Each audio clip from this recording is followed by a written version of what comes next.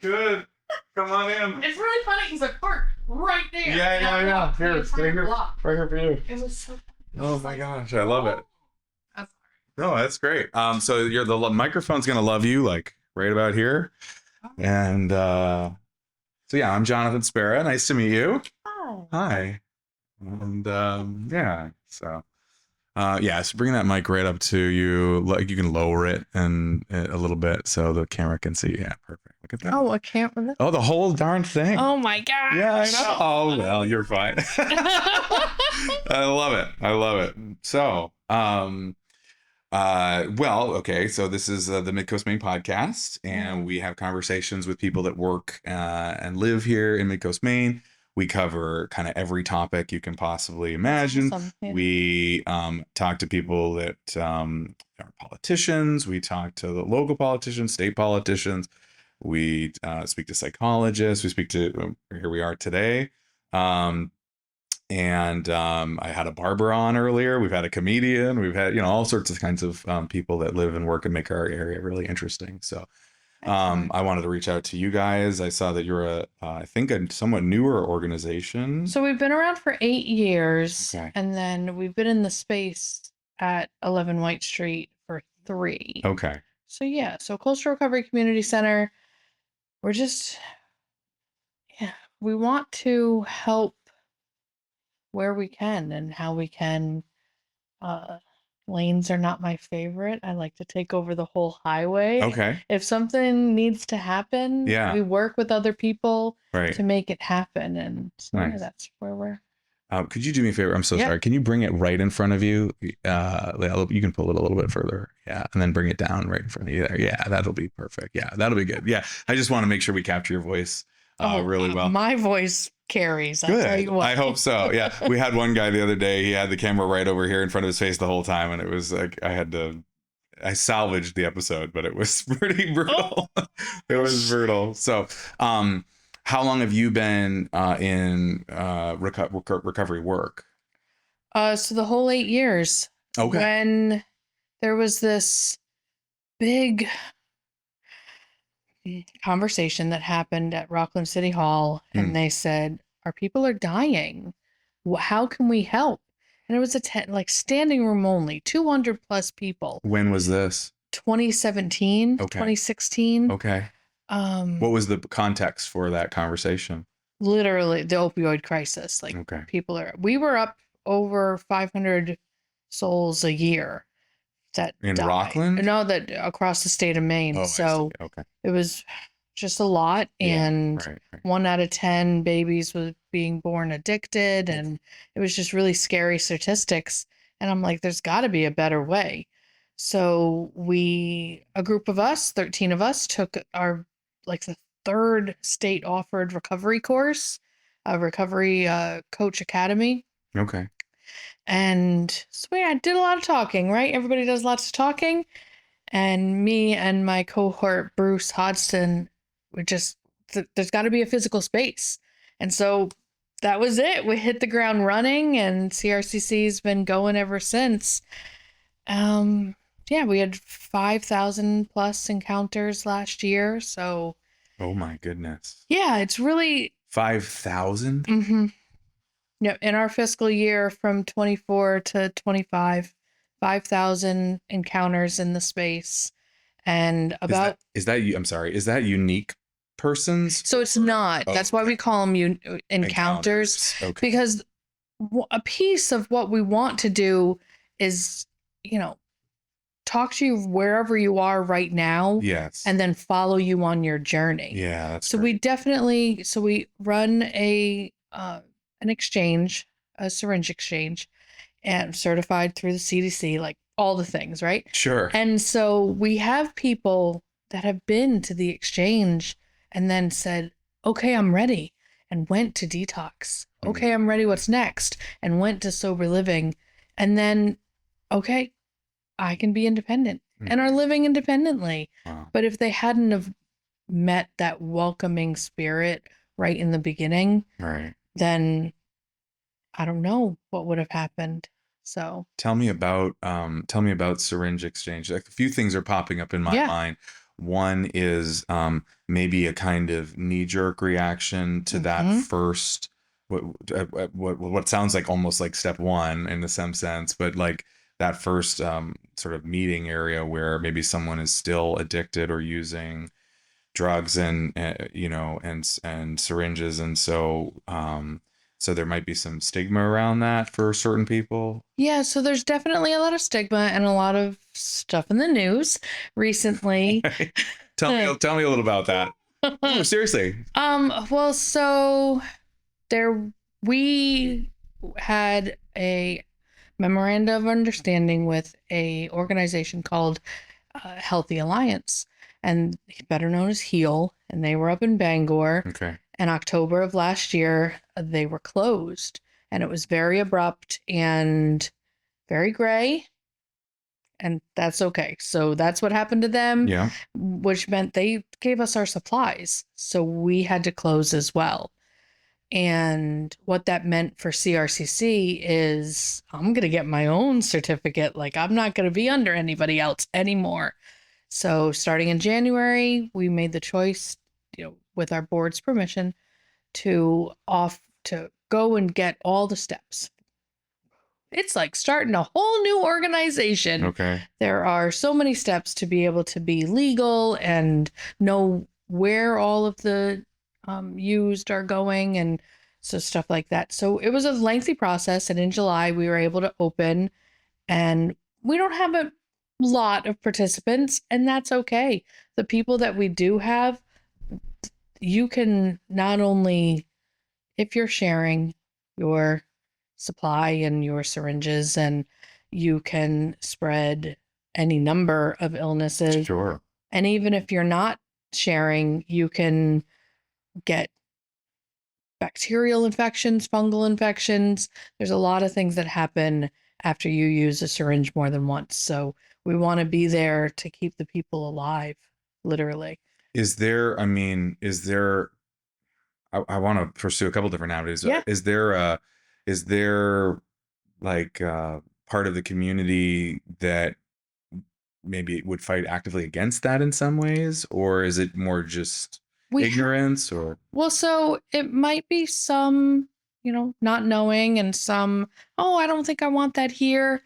But for the most part, yeah, like the police are on board, the city council is on board. There's a lot of people that really do understand that it's just saving lives. And then for people that are worried about litter, okay, then when we do a lot of public cleanup. Is that the biggest worry?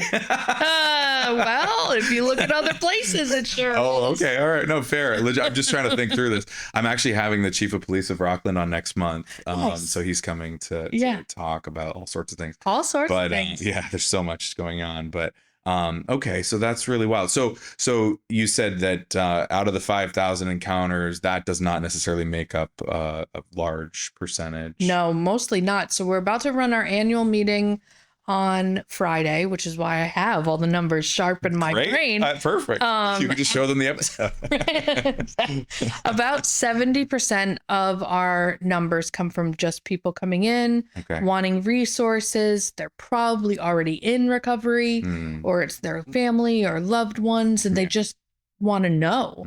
We've had people, like, her husband passed away of an overdose, and she didn't even know that he was in active use. Oh. And so where do you go with that? How do you hold that feeling? You go talk to your mom, your best friend? Like, who do you go to? So a piece of what CRCC does is allow space for loved ones and affected others to be able to have that conversation of, no one can force anyone into recovery. Sure. It's not the way that it works, but you can be that loving support. You don't, for me, it was no longer cleaning the toilet after, I know he's getting drunk and I know he's going to get sick. So I stopped cleaning the toilet the, day of type thing, because why do I need to make it easier for him? But that doesn't mean that I don't go and pick him up when he calls for a ride. Sure. It's those very, That's the fine line type thing that we talk about. And we have tons of worksheets on and tons of classes and trainings, and we hold a bunch of different things. Did you develop your own sort of approach to this at the organization, or did you pull in a lot of resources from outside? So we were the third recovery center in the state to open. So PRCC, Portland, is in Portland, and then the barn is in Bangor. And we looked to them to see how they started and what they ran. And of course, there's national, guidelines for things like this. But yeah, so we pulled from a lot of different places using evidence base. I mean, I have a degree, so it's like the scientist's brain is like, I want to know what works and why it works. Right. And not just throw, things at the wall and see what sticks. Sure. It's definitely doing things in a methodical way. What's going on in our area in terms of different kinds of substance abuse? So there's different things all the time. Okay. Heroin's still big, crack, cocaine, meth, and then any white powder. Well, they say 90%. We don't test substances at CRCC, but other places do. Oh, wow. Especially Bangor, Augusta. They have, the electronic microscope to the tune of thousands of dollars that we don't have, but they do. And so they can know what's in Maine's drug supply. Wow. And so nitrazine, that's something new. Fentanyl has been around for a long time, but those things are cut. There other things are added in. That's what cut means. Yeah. So xylazine, which is better known as Trank, it is literally a horse tranquilizer, rhino tranquilizer. And then so it gives you sores because our human body is not meant to process that amount of medication. So it makes people very sick, and there's different ways to make sure that you're taking care of yourself and staying safe. And we offer that help as well, and the training behind it, and test strips, just so, like I said, we can stay safe. What's the age range of people that you work with? All over. So our motto is all paths, all ages. I work in the school system. I run Narcan trainings in the school system. Wow.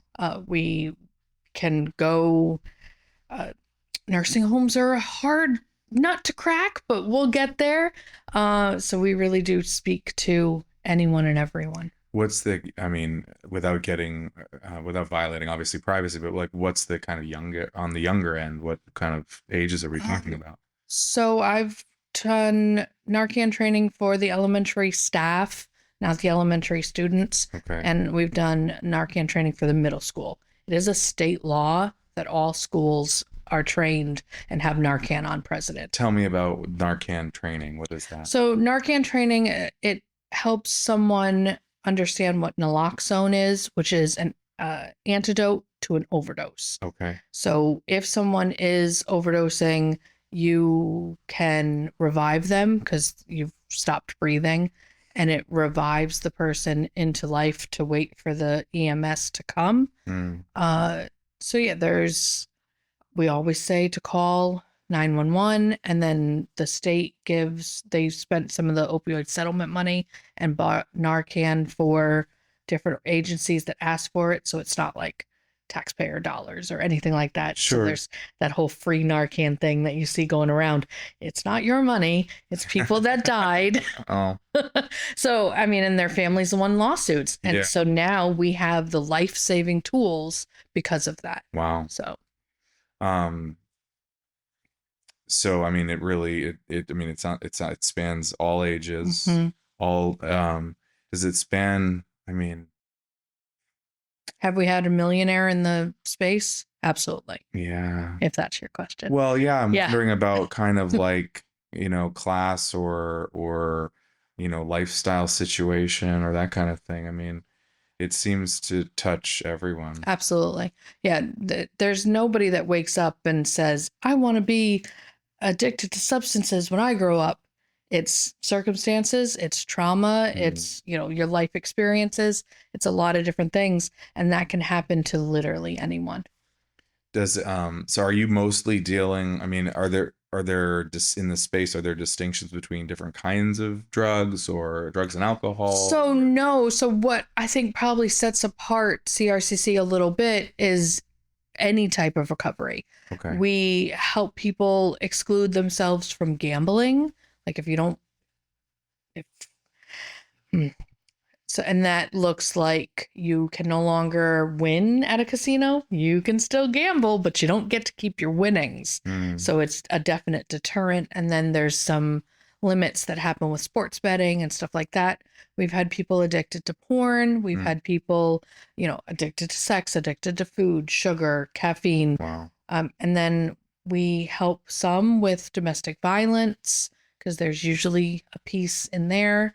And then most people who suffer from addiction suffer from mental illness. So we partner with other organizations to be able to help with that too.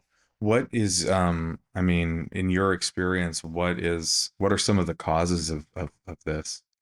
So there was a study called ACEs, Adverse Childhood Effects, and it tracks a bunch of different things that you wouldn't even think about, incarceration, death of a parent, divorce, moving, not having enough food, and all of these things happen when you're under 5. Mm-hmm. And they follow you if you have 4 or more. And personally, I have like 6. If you have 4 or more, you're 30% more likely to have something. Where do I find that study? Just Google it? Yeah, Google it. Can you tell me a little more about how to identify the study? So it's called ACEs. ACES? Yeah. Okay. So they did a lot of resilience training back before COVID on it, just so people could understand. And then it's where trauma-informed care comes from, that type of saying, because we know this has happened to you, happened to kiddos. It's generational in this area, poverty and food insecurity and homelessness. So we're just trying to meet the person where they are, not have them tell their story to a lot of different people. Yeah. Like repeating it. Yeah, repeating the same thing. Yeah. So if you just come at a situation with kindness, understanding, compassion, then you are more able to help somebody take their next step. Is this a development in the way that recovery groups work, or is there something? So it all depends on the type of recovery, because they're 12 steps, been around since the 80s. They got it going. Right. If 12-step is for you, then that's definitely the way that you can go. Medicated assisted treatment is probably the quote gold standard at this point. How does that work? Is that with a doctor? It is absolutely with a doctor and under a physician's care. Yeah. And then usually there's a caveat of group therapy, personal therapy, like a primary care provider. So that's the whole circle of what's going on with you and being able to help. Do you think that in general, just kind of zooming out a little bit, do you think our society is fairly addictive? Just in general, or do you think this is a sort of definite subset of the population? I think our society, you can't go anywhere without seeing alcohol. Sure. You can't watch one show. Oh, I had a bad day. Let's pour a drink. Sure. It just doesn't. So it's literally everywhere. Yeah. And we used to see it more like with people smoking cigarettes on whatever shows and whatever shows and stuff like that. And now they don't. Bugs Bunny smoked a cigarette when I was a child. Sure. That happened. Sure. Yeah. But we know that it's, it shapes young minds, so we don't do it. But alcohol's still very legal, and it's just the only substance that when addicted to and you're coming off of can actually kill you. You'll feel like crap coming off of some other substances, heroin or crack or whatever, but you won't die. Really? Alcohol, you'll actually die if you don't get assistance. Well, can, obviously. Sure. Every case is individual. Of course, yeah. So what personally brought you to this work? Personally, I have family that are in recovery now. We're in addiction for a long time. And like I said, I just wanted a different way, a better way, more. I have a case manager brain, so I know things are out there, but they don't do any good staying in my brain. They have to be out in the world, and other people have to know about them. So that's a lot of what I do, shifting people's thoughts and helping them connect to other places. What are the biggest things that, I mean, maybe people who are not in this work would kind of judge or think about someone going through either the process of addiction or the process of recovery? That it's a character flaw, that it's a moral failing. Okay. And it's not. Addiction is a brain disease, the same style of disease that, cancer or something like diabetes, all of those things that you might need lifelong treatment for. I mean, that's a huge statement. Why do you think that people would characterize it as a moral flaw or character flaw? Because traditionally that's been what it was. I mean, all the way back to before we even knew. And, you have to take, mother's little helper, they called it years ago. So you weren't feeling all the things that you were feeling when you were going through a woman's life cycle. So there's a lot of just different stigma around who takes medication, why they take medication. And then there's a whole nother class in our area are the fishermen. They have to work. It's hard ass work. Sure. But they have to do it. And so if you're in pain, you're going to take a Tylenol until the Tylenol doesn't help. And then you're going to take, whatever's next to be able to go to work to feed your family. Is that how prevalent is drug use in that community? There's a lot of substance use in the fishing community. Not all, obviously. It's come a long way just in the 8 years that I've been doing this. Okay. It's come a long way. There's a lot of sober captains. There's a lot of sober crews. It's really grown. What kind of penetration are you looking for? Like where are you guys at as an organization? Where are you at as an organization, and where would you like to be? Oh, sure. So I would like to be more, bigger, better, always. We are very Rockland focused right now. We only have a handful of volunteers, but a 7-strong board member group and 1 paid part-time staff. So growing would be an executive director, some outreach staff, and just be able to talk to more. I mean, I didn't even know Idaho existed until last year. Okay. Like, I didn't even know that's part of Knox County. Yeah. How many? I would love to go there. We've been to Vinyl Haven, but to go to some other places. Yeah. And just to do more in more places. What would it take to sort of have a deeper penetration? Money. Yeah. Where does the money come from? So the really exciting thing that Maine did was last year, they made the choice to set aside part of the cannabis use tax money to fund recovery centers. So and I think that's only really smart, right? So people are go ahead. Oh no.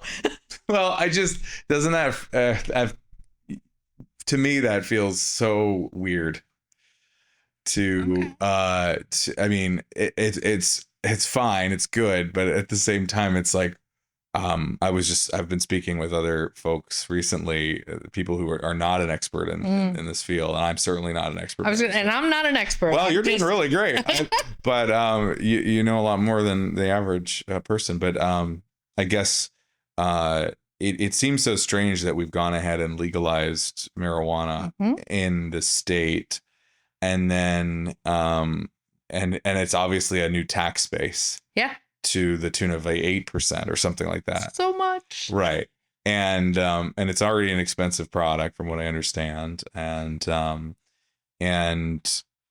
then try to use that to then correct a sort of deeper problem, but that has at least some connection to substance use, because it's a substance. Yeah.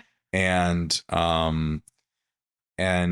it, yeah. So I don't know. It just seems something like tobacco and alcohol tax all go to the state too. So yeah, and then gambling pays for our roads. Right. It all just goes into the general assistance fund, and then they make the decision, good, bad, or indifferent, where it gets spent. So what as someone who works in this area, like what's the relationship between legalized substances, illegal substances, and the work of addiction? So we're in it for all of it, because like I said, sugar, caffeine, kratom. So kratom's new. What's kratom? It is a natural occurring, like, tree plant type thing. Okay. And it's being sold in the local convenience stores. It's called Feel Free, little blue bottle, you know. Okay. So, but it has the same addictive properties as a narcotic. And so you can get addicted, and then wow. And so I go into stores because I'm mouthy. You've known me for a few minutes. I promise I'm mouthy. And I'm like, hi, here's some Narcan. And they're like, do you think that yes, you're selling a drug right there. Wow. Granted, it needs to be, proof of over 21. So at least have some limits on it. But it's not a 5-hour energy. It's and those things aren't great for you either. But no, a lot of caffeine's not great. Yeah. So it's just hard to see it. I mean, is there a right relationship to substance? Of course. There's people that are in active use and working high-rise jobs and everything else. So and then there's people that even if you use a substance, that doesn't mean that you're addicted to it. And it certainly does not mean you're a bad person or anything like that. There's a lot of people that use a lot of different things for a lot of different reasons because they need to get on with their lives. Yeah. They need to live. Right. Or so they're using it as a tool. Or there's party people and cool. I'm all about that. Right. And somebody said to me, but how do I know? When will I know if they're overdosing? And I'm like, okay, if they're not unconscious, leave them alone. Don't take away their high. That's not nice. It's like, this is an interesting, yeah. Because there's tons of people, right. You go to a concert, you do Molly, you do ecstasy, and it's a once a year thing. It's not, people who use drugs are not bad. Right. So how did you come to that position? Like, how did you come to that moral judgment? That's a moral judgment. Well, it is a moral judgment. School, learning. I mean, personal relationships with people. Right. It's just kind of who I am. I take everybody like who they are and let's have a conversation and stuff like that. And so I grew up in a very conservative household, and the drugs, there were a lot of things we weren't allowed to joke about. And drugs was one of them. And so I had some family members who were very who used substances very heavily. And I pretty much avoided it altogether. I mean, kudos. Well, I don't know if it's kudos, but it's just whatever. It just happened to be. And I only encountered marijuana when I was like an adult. And I mean, I could count it on my one hand, basically, in terms of my experience with it. And it was the experience that I had with drugs, and I'm sure everyone has different experiences, but was with marijuana specifically, was that it sort of mimicked a kind of flow state that I knew frequently from sitting alone in a cathedral for about an hour. Absolutely. And praying. And there's an initial uneasiness, or especially if you haven't been to church in a while or whatever, like, you're looking up, getting scared, but of judgment or something. But then what I found in my personal experience was, that if you're actually engaging in a conversation, some type of spiritual conversation, that there's a resultant kind of flow of just I don't know, good energy. I don't know what you would call it, but just it's very vital and it feels very good. And I found that, again, in my limited experience, that sort of was what was being mimicked, or just the feeling, not the actual conversation, not the sort of deep interpersonal connection, but just the feeling of it. And so I don't know, I mean, in your experience and from all the people that you deal with, I mean, what do some of these substances and more extreme substances give people? Definitely that escape.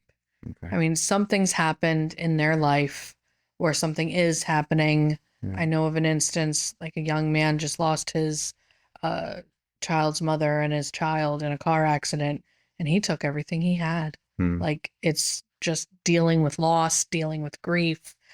And then, if you're not able to get the mental health care that you need,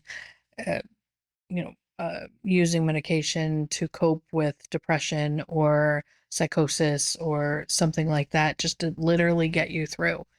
Again, people don't wake up and say, I'm going to use today, and that's their first choice. And then there's a whole, caveat of people that had surgery, or, they were in that car accident or something like that. And then they were prescribed medication. And this is post being prescribed 100 pills in a month. We know that was not the way to go. We're a little more sparing now. Yeah. So definitely, but it's still, depending on your physiology and your brain chemistry and stuff like that, you can get addicted to just using one time. Sure. And I mean, for some people, they can take it their whole lives, and then they're not addicted to that substance and they can just stop.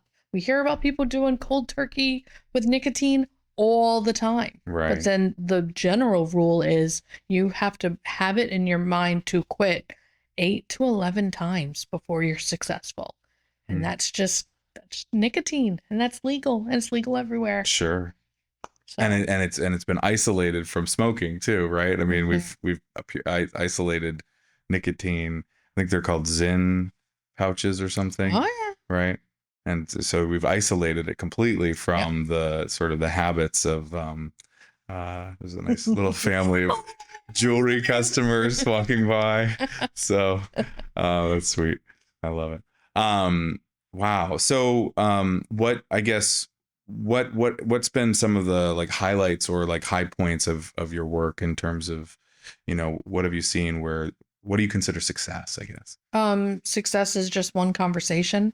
We definitely, we're not about the quality, or quantity, we're about the quality. I always get those two mixed up. Sure. But any success is anyone staying alive and having the tools to take the next step in their recovery, knowing if they do need a space in a detox bed, or in a sober living home, or in a halfway house, or any of those things, knowing that we can give them that information so they can take the next step. We've helped folks, they move out of the state because it wasn't a good fit for them. For a long time, Maine Care was only paying for detoxes in Florida. That happened for a while. Okay. We didn't have enough detox beds, so we shipped them to Florida. Okay. We do now. We have a plethora of detox beds. They are usually full, but that means that people are trying to get help, changing their lives. Do you feel any pushback from anyone in the community against what you're doing, or is this pretty much like green light, let's go? I mean, we definitely get the random, oh, that's not for me. And I'm like, okay, but it could be for your neighbor. Like, it doesn't have to be. It's very rare now in the culture that we live in, that no one has any experience with addiction or with a recovery. Right. Very rare. But if that is the feeling, and I'll give the example of, I table all the time. I go to tons of different events all across Knox County and across the state. And sometimes I see the same folks. And 3, 4, 5 times. And finally, he was able to take Narcan and just have it on him. But he's like, no, it's not for me. I'll never need it. I'll never know anybody that needs it. But you don't know. We've had people get Narcan from us and go to the Bangor State Fair and someone dropped right in front of them. And he had Narcan on him. He was able to save that person's life because you literally do not know. And so not a lot of pushback, to get back to your original question. I apologize. No, you're good. So it's a lot of, they just don't know yet. Right. And so giving them all of the information to make their own educated decision or do their own research or what have you, and then they're happy to help. We're coming up on what's going to be an interesting sort of political season. Some of the people that I hope to get on in the coming months are running for a Senate seat. Yep. And I've had politicians on in the past. And so do you, from your experience, is this largely a bipartisan issue or? Yeah.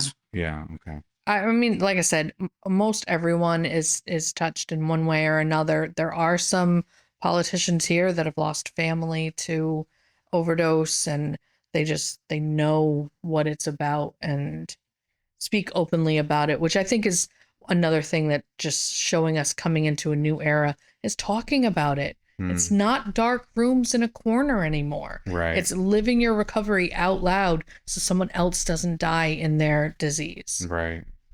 Well, that's really positive. That's that's a really positive message. I wasn't sure what to expect in having the conversation, but just hearing about it.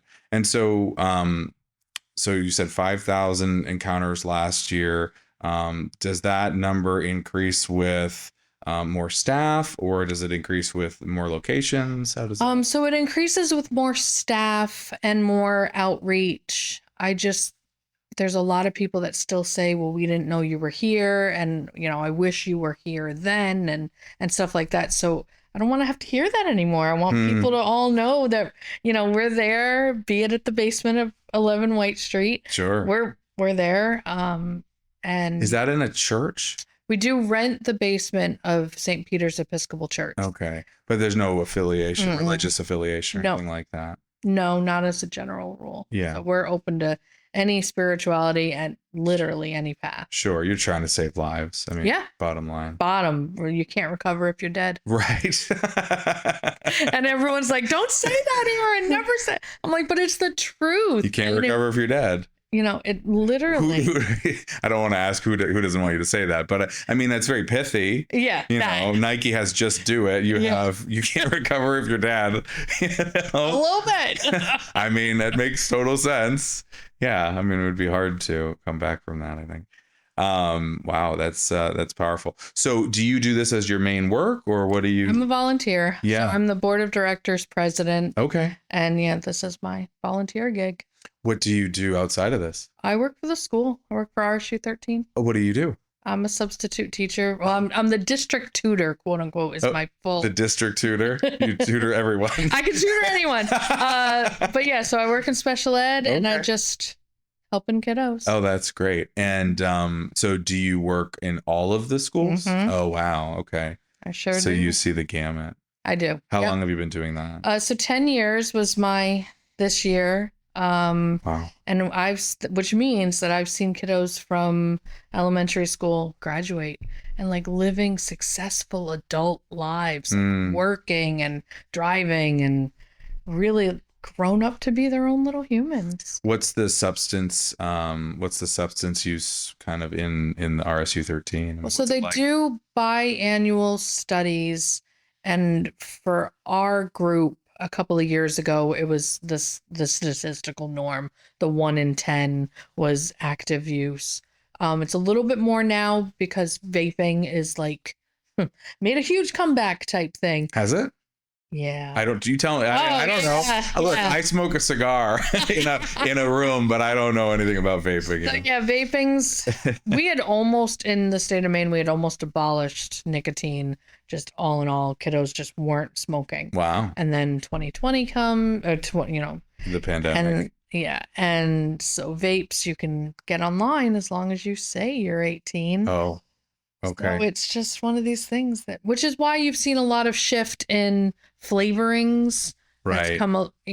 which people are really upset about the menthol. Yeah. But it's the unicorn kisses. Come on. Okay. I don't know. You got me. But that's like, yeah. Really? Mm-hmm. Do you want a flavored vape that's unicorn kisses? No. I want an unfiltered cigar from Nicaragua. That's what I'd like to be smoking. But it's like, you can tell that is not. Yeah. So, anyway, we're always shifting, always evolving, and there's definitely some more harder active use too, but it's the outliers rather. Okay. So marijuana, vaping, drinking, the normal stuff that kids have been doing for a long time. But now we have the tools to help. Right. You know, I'm there. There's other people there, you know, from other organizations. We have an amazing prevention team here in Knox County, and they're in the school all the time. And it's not the dare. Don't, you know, tell kids not to use drugs so they won't use drugs. Yeah. It's, hey, you got to be safe. Your brain is just developing right now. You add substances to that and it slows that development. Right. So it's just letting them, and handing out all the condoms that I ever can in my whole life. So, yeah, it's interesting. So, I mean, it seems like one approach to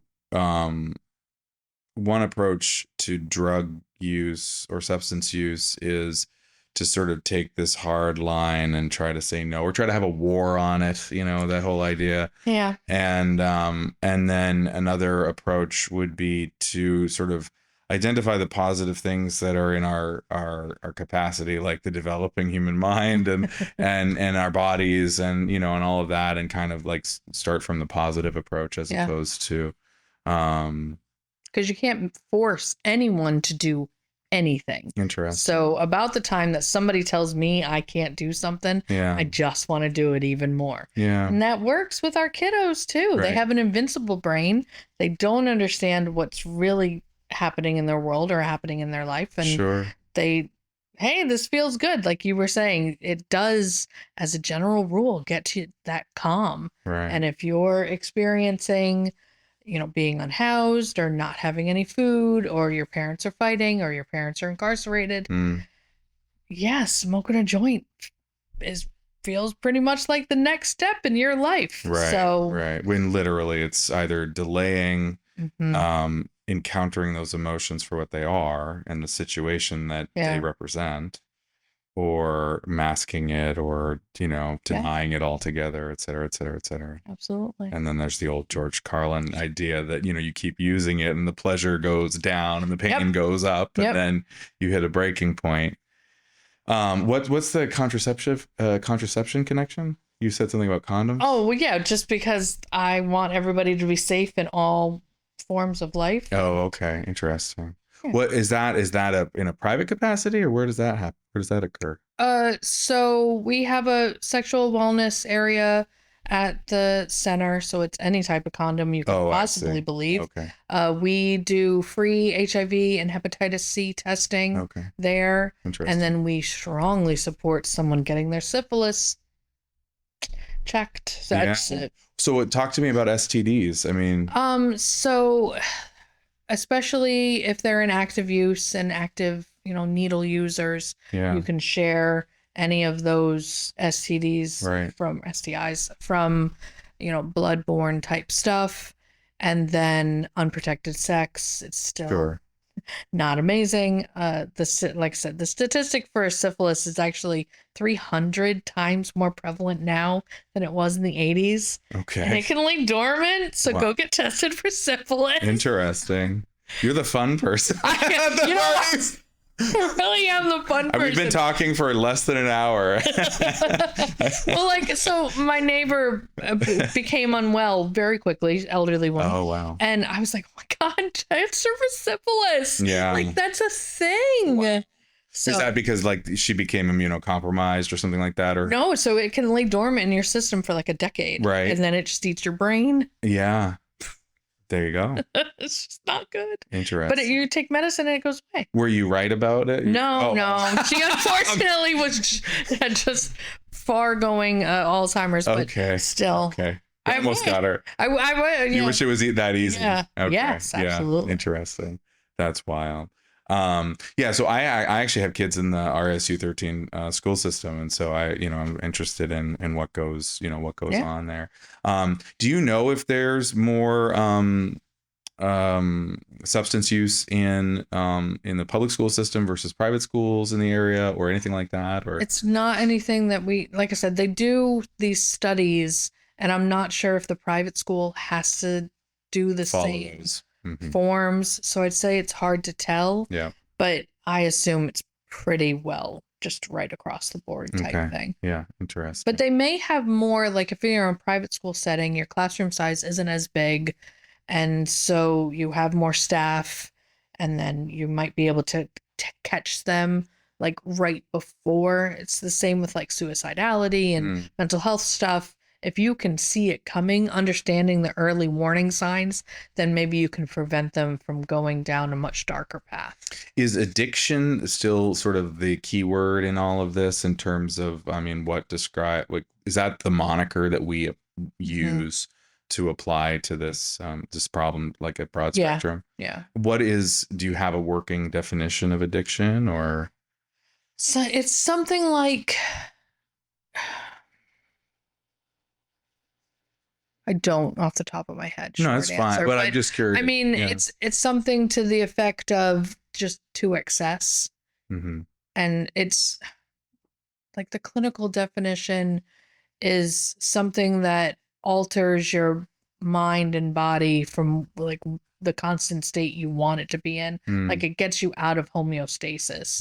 And then, so like, there's this fine line with like substance use and then addiction. It's like, or substance misuse. I know in the 12-step programs, they talk about life becoming unmanageable. That's sort of their word for it, which that feels like a fair substitute, or a fair word. I mean, one of the things so we have a screening device for problem gambling. And it's just 3 questions, because lots of people gamble, right? And a lot of people lose a lot of money. That doesn't mean that you're addicted to gambling or that it's, impacting your life. Sure. But they're very simple questions of like, are you lying? Are you lying about your losses? Do you have to borrow money from other people to pay your rent, your utilities, because you've lost that money to gambling? Right. So it's those types of things that the same can be used for substance use. It's like, are you lying? Do you feel as if what you're doing is not okay for your body? Like stuff like that. So there's a lot of different people out there that they're just in active use, right? For whatever reason, for lots of reasons. And I'm not about to shame. Yeah. I mean, it kind of feels like, and again, this is very much a layman's perspective, but it kind of feels like we have a bit of a loss of meaning in our society, or a loss of direction. Yeah. I know rates of like marriage are down. I know rates of like having kids, women having children is way, way down. Yeah. Oh yeah. Or they're having them later and not as often. And so those are some of the sort of more typical markers for a good human life. A good time. Well, a good human life, but I mean, like, a sort of somewhat normal trajectory for human life, and then questions of job satisfaction, overall happiness, those kinds of things. And I've seen studies in the past where, they'll compare affluent countries like the United States or, Western Europe to much more impoverished countries.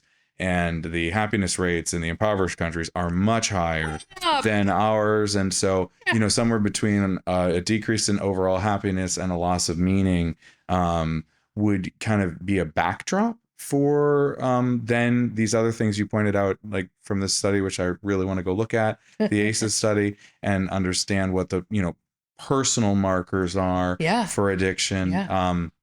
So if you put that on top of this sort of larger societal malaise or ennui or whatever it is, then then that would seem to be kind of a recipe. Because I mean, one of the things that I always thought that was that religion, which most people are kind of over here, like most people don't really actively practice a religion or even buy into it. A lot more spirituality and a little less, group religion. Sure, absolutely. Yeah. But even then, that can sort of veer.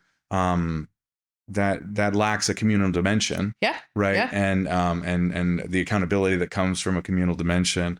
And I was raised Catholic. Oh, I know. Yeah, I mean, I am Catholic. Yeah. But I was raised Catholic. Yeah. So, that guilt. It's real. Well, that's why I go to confession. But anyway, but in terms of, the general loss of religion in the West, and maybe some spirituality is still present, but is there I don't know, is there a theme in the people that you see where they don't necessarily they're not necessarily involved in those kinds of things? I mean, not necessarily. There is a lot of hopelessness, and so sometimes when you're hopeless, then it's like, what is God doing for me type thing? Like, does he exist? Like, stuff like that. But then there's a lot of people that are really open to it. And really, we have Recovery Dharma has been happening at CRCC like the whole time. It's the first one in Maine, which is really cool. It's a national-wide Buddhist-based meditation meeting, and people are really excited to go and just be in that community for that. Where is that, or how does that work? So it's on Sunday. It's at 11 White Street. And over COVID, they did it outside, which was really nice, like down at the beach. Sure. And it's 90 minutes of your time just sitting with who you are. Interesting. Have you had a chance to do anything? I have not, unfortunately. I struggle to stay quiet in my own brain. So I don't know that I would be... I could do guided meditation, but then there's always input, right? Yeah, so of course. To be... Still. I'm not a still human. Yeah. You like to stay active. I do. Yeah. Yep. Interesting. So you said you had a Catholic background? Mm-hmm. Whereabouts were you raised? New York. Oh, okay. So, no, I'm not from here. New York City. So an hour north of the city, but yeah. Yeah, interesting. What was Catholic culture like in New York? In everywhere there, really? There was Catholic churches all over the place, and we went to Connecticut where my family is, and went to church there. Went to the city where my brother went to school. Yeah. Went to church there. So it's all. I've been to a lot of different. What's your ethnic background? So I am Irish Italian. Oh, okay. Yeah. All right. French Italian. Interesting. That's cool. Hustis is that I didn't. My married name. Oh, okay. All right. Yeah. No. So you lost your. my maiden is McAfee. Okay. There we go. I'm in it. There we go. Don't you worry. Okay. Yeah. I was like Hustis. I can't place that. That's so funny. I think they're French Canadian. Oh, are they? Yeah. I'm not. That's my guess. Okay. Yeah. That's awesome. That's funny. My mom is a Sylvester, and my father. Our neighbors are Sylvesters. Okay. That's fun. In Rockland? Yeah. Oh, okay. Yeah, interesting. I'm thinking of Gwen and Lucas. Oh. Nope, not them. Different ones. Yeah, different ones. Interesting. Very cool.